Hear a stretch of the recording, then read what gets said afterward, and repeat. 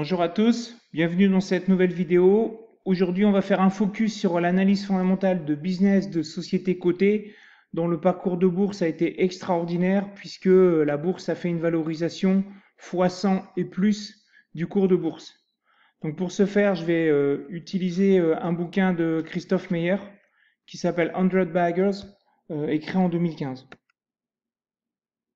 Donc l'origine du livre de Christopher Meyer.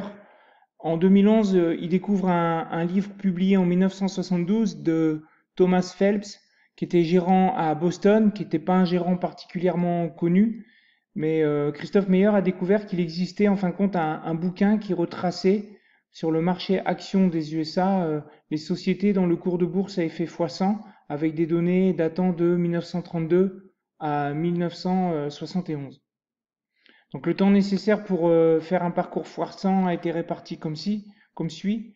Donc on avait 36% des valeurs qui avaient fait x100 en 15 ans au moins, et de 15 à 20 ans, vous rajoutez encore 26% des valeurs, et etc. Donc en gros, vous voyez que les 2 tiers à peu près des valeurs, des 365 titres, avaient fait x100 en 20 ans. Donc l'étude de Christophe Meyer, donc une fois qu'il avait lu ce livre, il s'est dit ça serait bien en fin de compte de continuer cette étude pour essayer de trouver d'éventuelles caractéristiques communes entre toutes ces sociétés extraordinaires. Donc en 2015, il a publié son bouquin qui reprend en fin de compte les datas des marchés actions USA de 1962 à 2014, et il identifie, lui, 365 titres qui ont fait x100 et plus, donc courant cette période. C'est exactement le même nombre de titres que l'étude de Phelps, mais bon, c'est un pur hasard. Donc ici, vous avez le best-of des sociétés. Donc ici, on reconnaît la holding de Warren Buffett. Donc depuis 1965, la boîte avait fait x 18 000, arrêté en 2014. Et puis là, j'ai regardé même avec le crack du coronavirus de mars 2020, on est encore à x 22 000. Là, hein, c'est encore un peu grandi. Donc il avait fallu 19 ans pour faire x 100. Après ici, vous avez une société de chemin de fer qui avait fait x à peu près 17 000. Ici, un groupe industriel, x 15 000. Ici, le Walmart, le distributeur, x 12 000, etc., etc. Donc, quel temps nécessaire pour faire x100?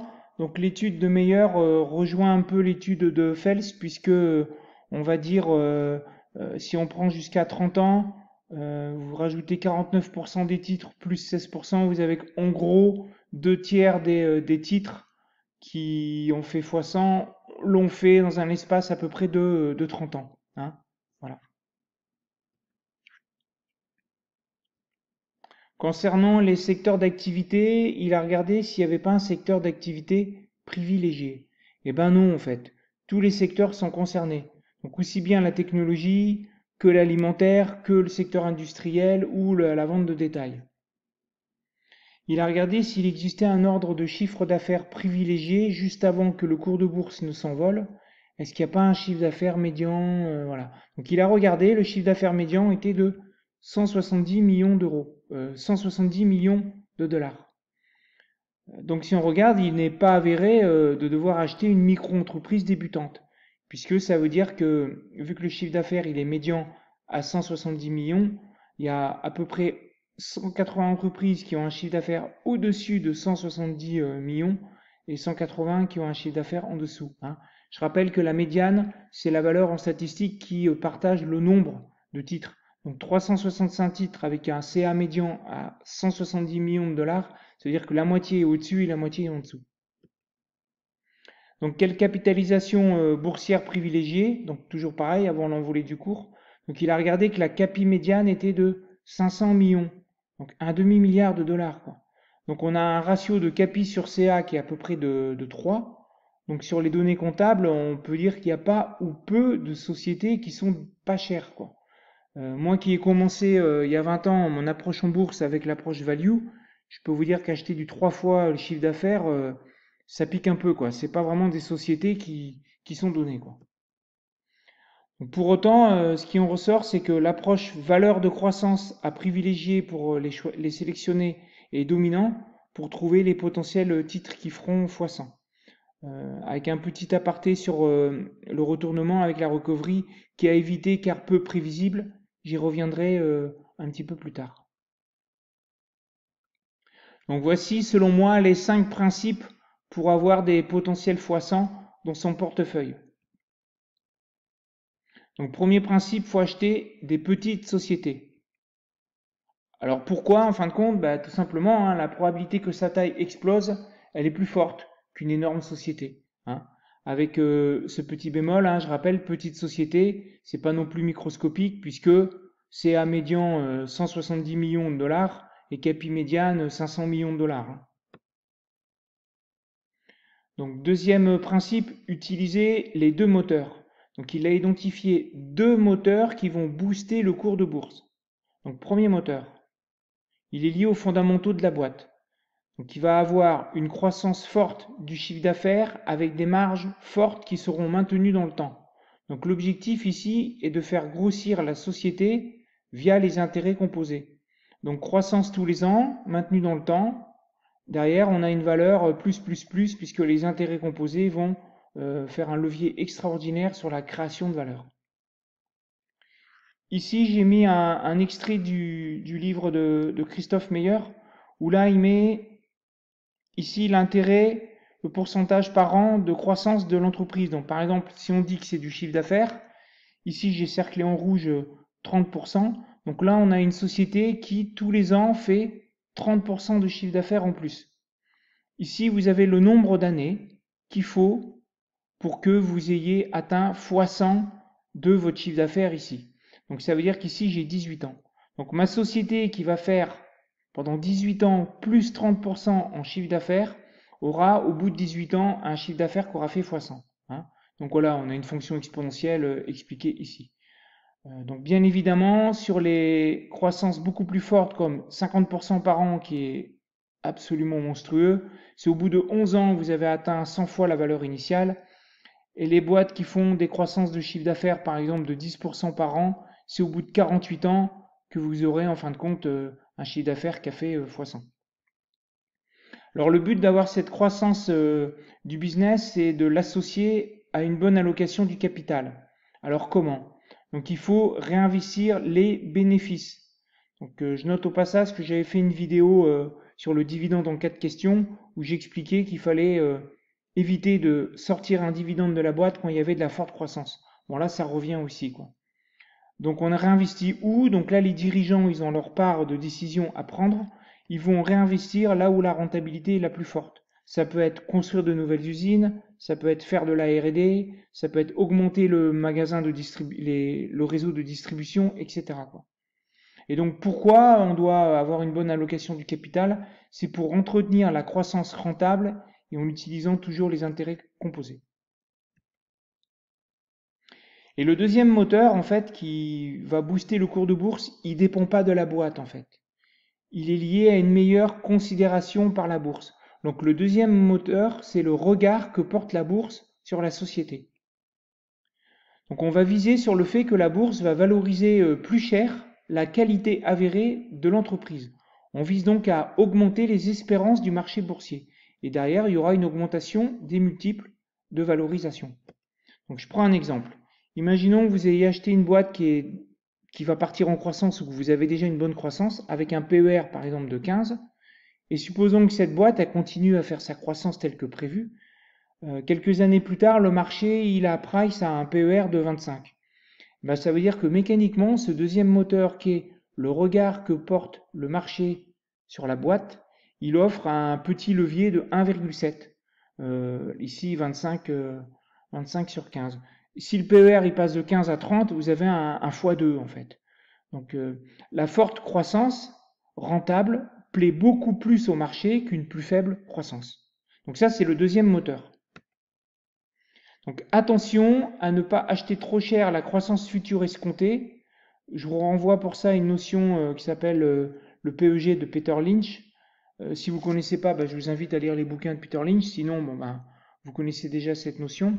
L'idée, c'est si vous achetez déjà une boîte qui a un PER de 45, par exemple, il y a de la croissance, etc. Le deuxième moteur qui est l'augmentation des multiples de valorisation, là, il va être un peu en difficulté, quoi, hein. Donc, il vaut mieux avoir un PER de 15 et le faire grandir après.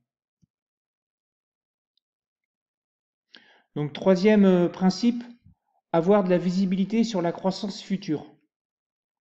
Donc, pour ce faire, en fait, il faut mettre les concurrents hors jeu pour continuer à croître avec toujours cette idée, je fais de la croissance dans le temps et je cumule pour développer les intérêts composés. Donc, c'est la notion de Douve, hein, qui a été développée entre autres par Warren Buffett. Donc, il faut trouver une société qui a un avantage comparatif le plus durable possible. Donc, je donne des exemples. Donc, il y a des exemples de marques. Donc là, j'ai donné des grosses capis, mais vous avez équivalent dans des plus petites sociétés. Donc Tiffany ou LVMH qui font derrière de la marque. Donc par exemple, LVMH, évidemment, le champagne Mouette, il a toute une histoire. À Reims, on couronnait les rois, etc.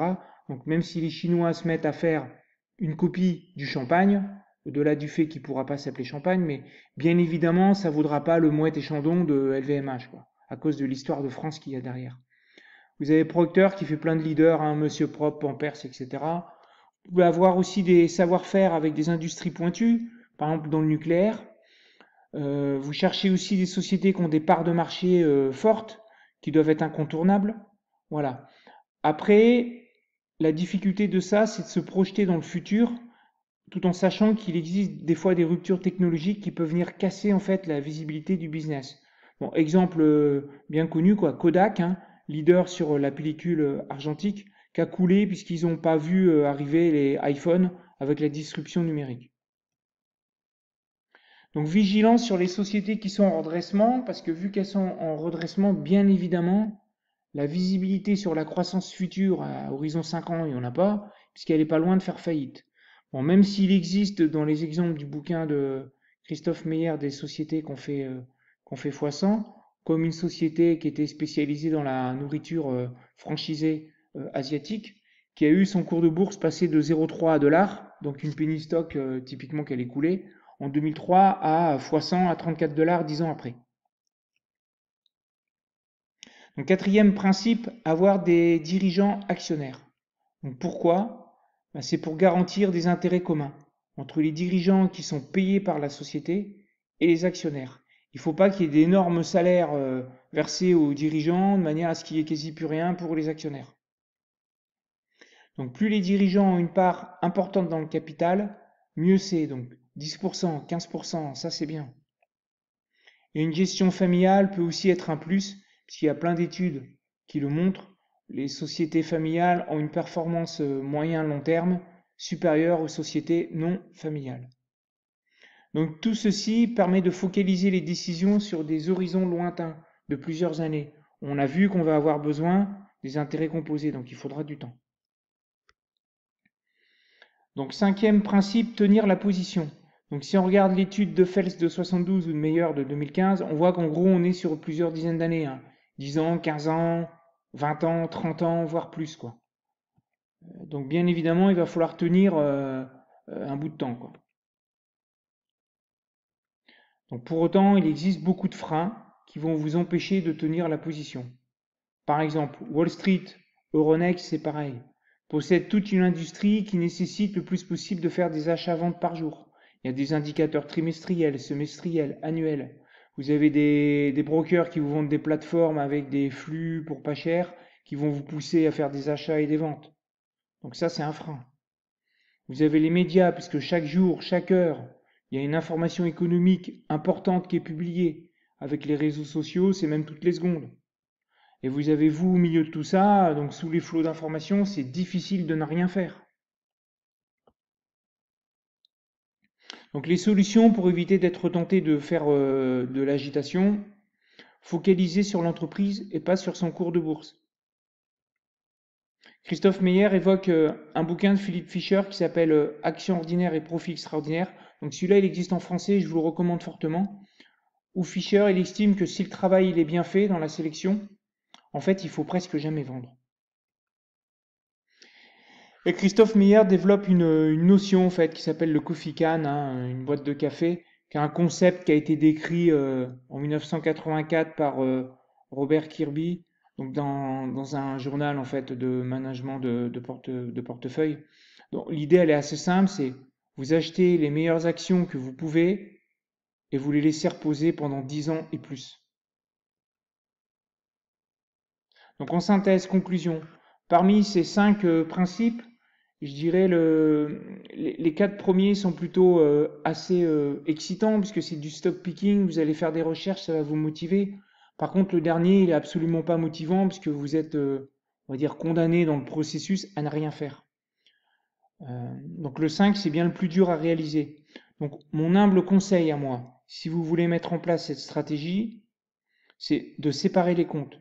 Vous en gardez un qui sera dédié à cette stratégie, ça sera votre coffee can, où vous allez sélectionner vos sociétés, les acheter quand vous allez les avoir au prix que vous souhaitez, et puis vous allez les garder pendant des années. Voilà. Et vous gardez vos autres comptes pour faire vos arbitrages et, entre guillemets, pour faire mumuse avec la bourse, pour vous donner un peu d'excitation à faire du arbitrage de j'achète ceci, je revends cela. Si vous le faites dans la stratégie d'essayer de trouver des cours de bourse qui font x100, forcément ça va capoter, quoi. Voilà.